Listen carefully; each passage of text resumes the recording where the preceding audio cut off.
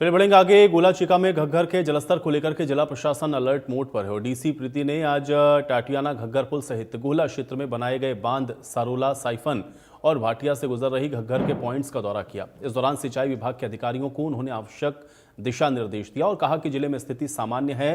घग्गर का जलस्तर अभी खतरे के निशान के नीचे बना हुआ है। स्तर का जो आज मौका मुआयना किया गया अलग अलग पॉइंट्स पे, उनके हिसाब से स्थिति अभी सामान्य बनी हुई है और लोग थोड़ा सा अलर्ट मोड पे ही हैं। उन्होंने काफी अपने 2023 की स्थिति का जायजा बताया, तो जिसकी वजह से जो भी रिक्वायर्ड चेंजेस अगर कभी प्रशासन को करने थे, उनके दिशा निर्देश दे दिए गए हैं और प्रशासन पूरी तरह से मुस्तैद है और आम पब्लिक से ही ये गुहार की जाती है कि वो किसी भी तरह की पैनिक सिचुएशन में अभी ना आए।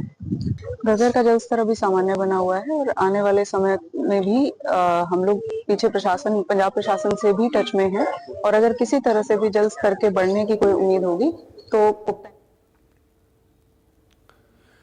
तो पिछले 7 दिनों में हुई भारी बारिश लोगों के लिए आफत बनकर के बरसी है। हांसी शहर सहित ग्रामीण क्षेत्र ऐसे हैं जहां पे जलभराव है और खेतों में भरे बारिश के पानी से फसलें खराब हो गई हैं। नजदीक के घरों को भी नुकसान पहुंचा है। ढंडेरी गांव में अनुसूचित जाति के मोहल्ले के साथ लगते खेत में बारिश का पानी भरने से लोगों के मकानों में दरारें आ गई हैं। ढंडेरी गांव के ग्रामीणों ने एकत्रित होकर जिला प्रशासन से मांग की है कि खेतों में पानी की निकासी के पुख्ता प्रबंध किए जाएं और जिन मकानों को ज्यादा नुकसान हुआ है उसमें रहने वाले परिवारों को उचित मुआवजा भी दिया जाए। रविवार को एकत्रित हुए ग्रामीणों ने यह भी कहा कि कुछ परिवारों ने गांव की चौपाल और दूसरे मकान पर रहना शुरू कर दिया है।